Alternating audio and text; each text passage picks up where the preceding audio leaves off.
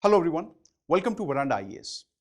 Now students, in today's session, we will be talking about what should be your right strategy in order to prepare for the prelims examination with reference to your subject history. Now in the previous sessions, we have discussed about the sources or the book list that you have to follow.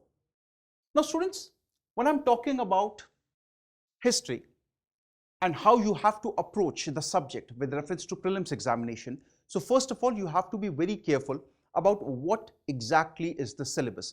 See students, when I'm saying history for prelims, the idea has to be modern India,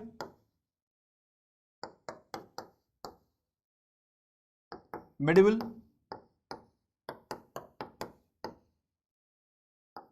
art and culture, along with ancient India.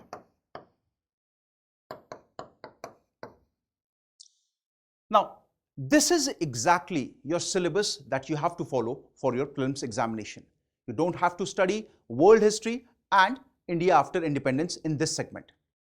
Now, when I'm talking about this particular area, the first approach has to start with the NCERTs like we have discussed in the previous session. If you start with particularly, if I'm talking about NCERT, so what you have to do is you have to actually break all the sessions that you have in your NCERTs. For example, if you compare modern India, now you have to go through what should be the right sequence that is presented to you in the NCERTs with reference to modern India. Similarly, the classes that actually cover the medieval India section and the ancient India one. Now, once you have actually gone through this entire NCERT list, start with the approach that I have told you in the previous session with respect to either Palasi to Partition or the other book that I suggested, that was Spectrum. Also, you can refer to Bipin Chandra. See, students, making notes while preparing is very important.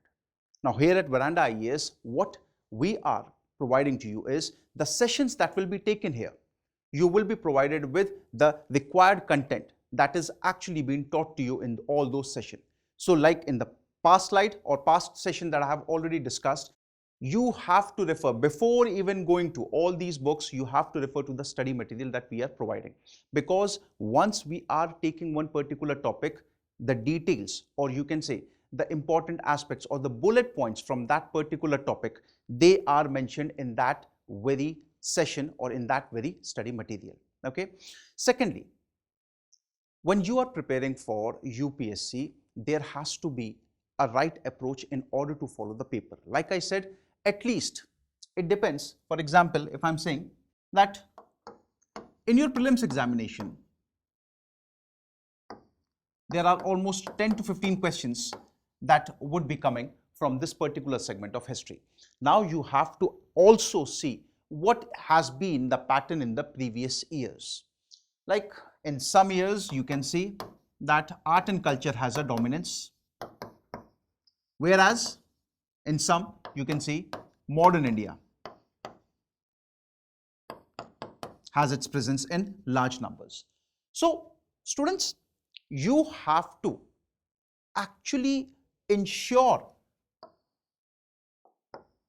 that when you are preparing for this examination, when you are preparing for history, each and every topic that is being mentioned, UPSC is very unpredictable when it comes to question. Sometimes you don't expect. For example, I'll give you this question. It was asked in 2016. The question that was asked was, who introduced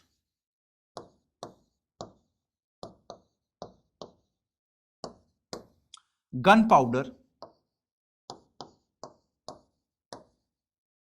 in India? Now, with reference to this question, the options, there were various options. The correct answer was Babur. Okay. Now, when you are reading the books, when you are going through the NCERTs, you can find these details. Like I also said, that Satish Chandra, a very good book for medieval India, has the same kind of approach, or you can say the points have been mentioned accordingly. Students, when I'm saying the right strategy has to be, first of all, go through your NCRTs. Once you are done with your NCRTs, then follow the referral books and a lot of practice material. The practice material is really very important. Now, because you have read the entire syllabus, you have also revised it, but you have to actually see what is going to be the pattern of the questions that are being asked. See, the questions will not be asked this directly now. You might find a couple of questions, okay, but again, the questions that are now being asked, they are like, for example, they have asked you a question and there would be 2 or 3 statements given. Now, with reference to that particular question and with reference to all the statements that are being mentioned, you have to actually determine the answer. They might ask you that which of the following options is correct. Yeah, given to the particular situation that is being asked in the question, which of the following statements are true or false. Now, in order to answer such questions, see, you have to know all the 3 or all the 4 discussed points there, or the statements that are being mentioned there. Now, here it becomes quite difficult. You might see 2 statements which you know that they are correct or incorrect, but you don't have a clue about the 3rd statement or about the 4th statement. So students, for that, it is really very important that you should actually know the basics. Because when such questions are being asked, when such questions are being directed to you, the reason why such questions are asked, the examiner, the paper actually wants to check that how deeply, what is the depth of your preparation. So repeatedly, I am suggesting you this thing, you have to follow the NCRTs, then you have to follow the notes that have been provided by the tutor, and at last the reference books. Now, because when you are following this particular cycle, once you are done with this, only then you will be in a state where you can answer all such questions. See, I can say that out of at least 10 such questions asked, you will be able to answer 7 to 8 questions. So your approach has to be in this manner, okay? Also, you can make flowcharts for your reasons. For example, if I'm talking about important events, or if I'm talking about, say, various dynasties that we have seen, if I'm talking about what happened with the Delhi Sultanate, so what you can say is, okay, things got started with a person, Qutbuddin Aibak, which was followed by Al-Tutmish, later on Razia Sultan, and various others. Then give an idea about the Khilji dynasty, the Tughlaq dynasty, the Lodhi dynasty. Try to make a flowchart. Flowchart of who was the first ruler, who actually introduced that particular empire, what wars were fought. For example, if I'm talking about Babur, or if I'm talking about the Mughal Empire.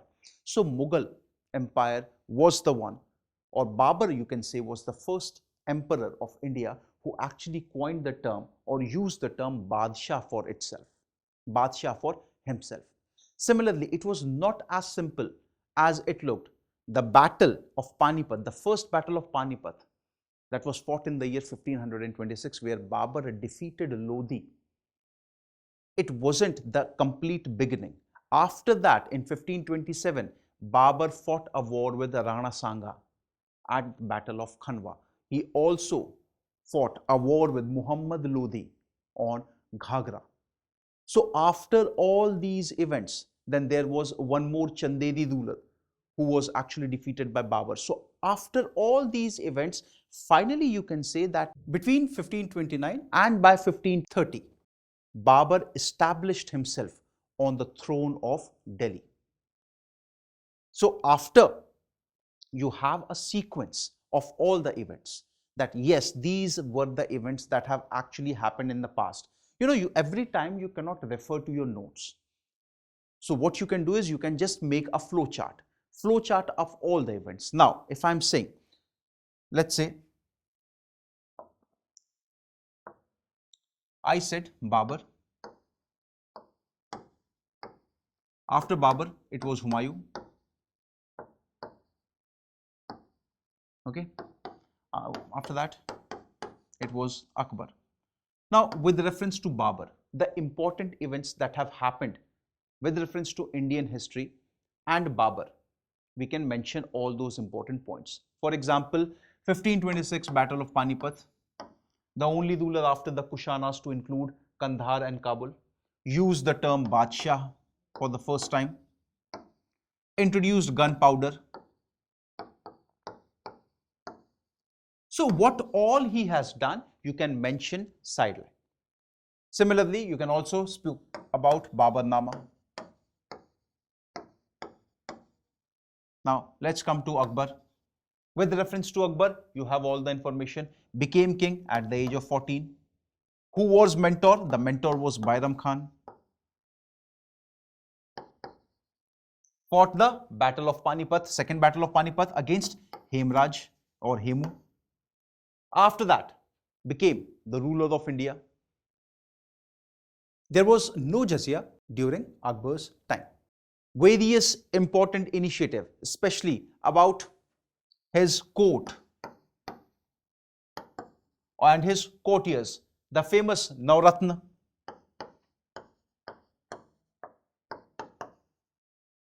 which included all the people from various different fields like Tansen, like Birbal, etc.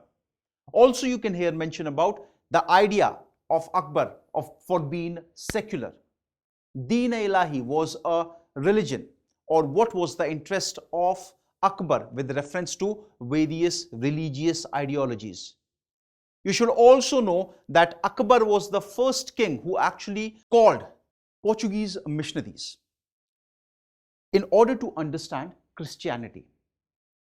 So you can write down all those entire details. Then you can mention about Jahangir.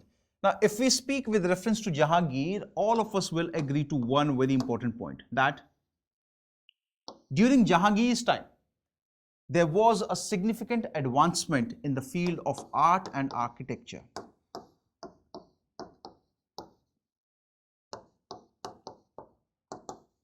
Okay. Also, during Jahangir's time, the East India Company sent their envoy, okay, in 1615, and it was during this time that a company or a factory was established by East India Company at Surat. So you can write down all such events that are associated. Similarly, you can speak about Shah Jahan. After Shah Jahan, you can also speak about Aurangzeb, what were the various challenges that were actually faced by Aurangzeb, along with the time duration for which Aurangzeb has served, 1657 to 1707. Also, you can speak about the jizya tax. What happened after Aurangzeb? How was the decline of the Mughals? Decline of the Mughals actually got started from 1707. Later on, it was Nadir Shah who came in the year 1739, 1740. After that, for some time, there was peace. But again, it was another Afghan ruler whose name was Ahmad Shah Abdali. He came. He came for almost like 14, 15 times. Or you can say he was a successor of Nadir Shah. So what were the various changes? How actually the Marathas grow? So you have all those events, and all those events, every time you cannot refer your notes. So the best thing would be that you can make a flow chart, okay, and you can use it for your reference purpose every time whenever you are present in your room or wherever you are studying, or your library. Okay, so this has to be the right approach. Similarly, if I'm talking about East India Company, so when the questions will be asked with reference to the British administration, so definitely the questions would be from the regulating acts, or you can say the charter acts. Later on, after, when the crown, it took a complete control of India. From 1861, we saw a new pattern that was, which included two people, Secretary of State and the Viceroy. What were the various changes? All the bills, or like Ilbert Bill, Wood's Dispatch, okay. Then other than that, you will have the 1909 Act, which is known as the Morley-Minto reform. Then you have the Montag-Chelmsford reforms of 1819. Then you have the Government of India Act, Simon Commission. So what were the various ideas that were actually presented? If I'm talking about the Montag-Chelmsford reform, so I definitely know that this is nothing but the concept of diarchy which was introduced. So I have to understand what exactly diarchy was, because such questions can be asked. I'm telling you this thing repeatedly. Direct questions will be very few. Out of 12 to 15 questions that would be asked in the examination, hardly one or two might be direct. So you have to actually get into the details. This is the place where you actually make a difference. This is the right idea. When you are following this approach, only then you will be different from your competitor, the other test taker. This getting into detail idea will actually make you better than that particular competitor and will enhance your chances in order to clear this examination. Now, strategy, like I said, conceptual understanding and ways to memorize data with ease. So I have already told you conceptual understanding. From where will you get the conceptual understanding? The idea is very clear. The flow chart is very common to you. First of all, it will be NCERTs. Secondly, it will be the sessions. And once you are done with all these, then you have your reference box. Now, if you're not following this sequence, then definitely you're making things quite difficult for yourself. I would suggest that you should stick to this particular idea. And if you're following this particular approach, then I'm sure that whatever is the subject that you are reading, not just history, be it any subject, be it economics, be it geography, be it any subject, you will have this entire pattern helping you each and everywhere. Also, I have already told you about memorizing data. The best way is flowchart. Referring to notes every time will not be possible for you. Just imagine you want to just take a quick revision. So you have each and everything in flowcharts that has been pasted on the walls of your room. So what you can do is you can directly go and you can see. You cannot revise every time. You cannot take a book and you start revising it. No, you have to remember, you have to actually memorize the information, the data that you have. And that can be done only by using this particular approach. Okay. So, with reference to prelims examination, you have to actually see that what is the question that is being asked.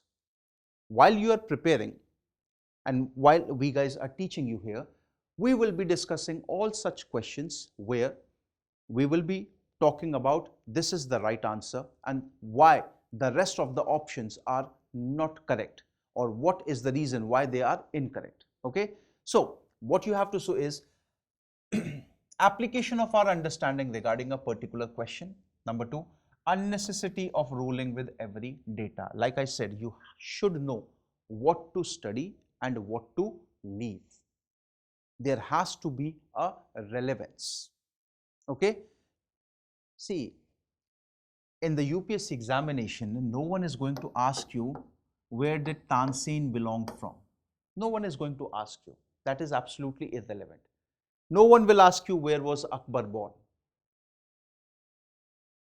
All these questions, all this information is of absolutely no use. Students, you must have seen many people, they are following this pattern and they are saying that from the first Prime Minister of India till the present Prime Minister, you have this information, good, very good, it's fine. But will this be asked in UPSC examination? You have to actually see and you have to actually check this. It's not important that I know all the Prime Ministers sequentially one by one. I am saying whether it will be asked in the examination or not. I remember each and every state's capital and chief minister and governor. Very good, very good. Absolutely perfect, brilliant. But again, my question remains the same. Is it going to help you in your examination or not? Your idea has to be that you should keep yourself away from all the unnecessary data. The unnecessary data will do nothing, but it will add on to your problems. It will unnecessarily add on to the extra effort that you are putting. Also, there has to be a proper understanding. See, sometimes you might see a question and you are in a fix. Like out of the 3 statements given, you know about the 2 statements. You don't have an idea about one. So what would you do there? There you have to follow the idea of eliminating why or which could not be your option. I'm sure about this particular thing that statement 1, statement 2 and statement 3 are given. I'm sure about statement 2 is absolutely correct. So yes, my answer has to include statement 2. Now, with the rest of the options, with statement 1 and statement 3, you have to follow the pattern of elimination. Now, you have 50-50% chances here. I'm not telling you to go for the guesswork, but yet, when you have something, when you are absolutely sure about this particular option, that means 50% of the answer has been achieved by you. All you have to work upon is the remaining 50%. So, the approach matters. The eliminating approach matters. Okay? For example, I'll give you a question here. Example, consider the following Bhakti saints. Now, we are talking about some Bhakti saints. The names are Dadu Dayal, Guru Nanak, Tyagraj. Okay? Now, let's follow the question. What exactly is the question? Who among the above was or were preaching when the Lodi dynasty fell and Babur took over? Now, first of all, you have to know that when exactly was this event? When did the Lodi dynasty fall and when did Babur took over India? Now, if you don't have an idea about this, can you answer this question? No, you cannot answer this question. So, first of all, when did the Lodi dynasty fell?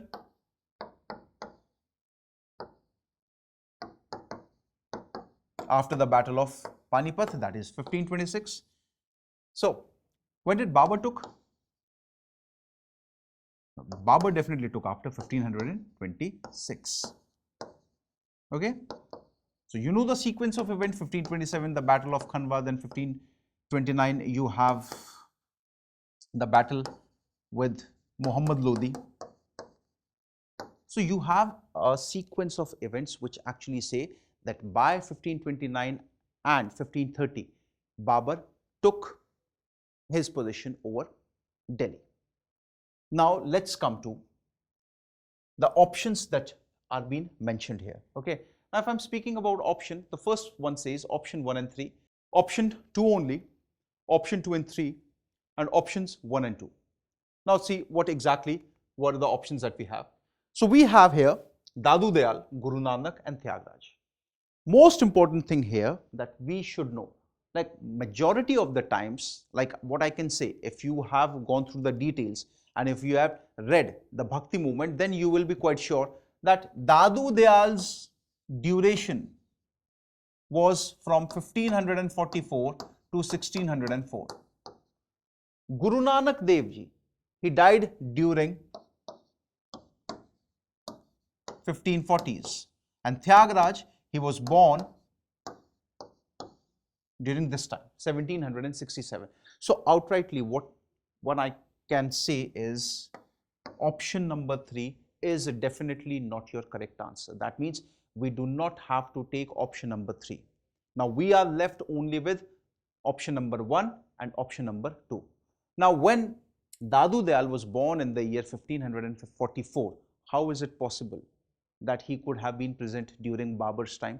That means option number 1 can also be eliminated. So ultimately, I'm left with one last option, that is, so here second option is correct. So see students, you should have an information when you are going through the NCERTs, when you're going through the material, so you will get an idea about the Bhakti movement along with the Sufi movement. So all these important persons who are being mentioned here, you should have an idea about, you should have to read them. You cannot escape it, right? So students, this was with today's session. Thank you very much.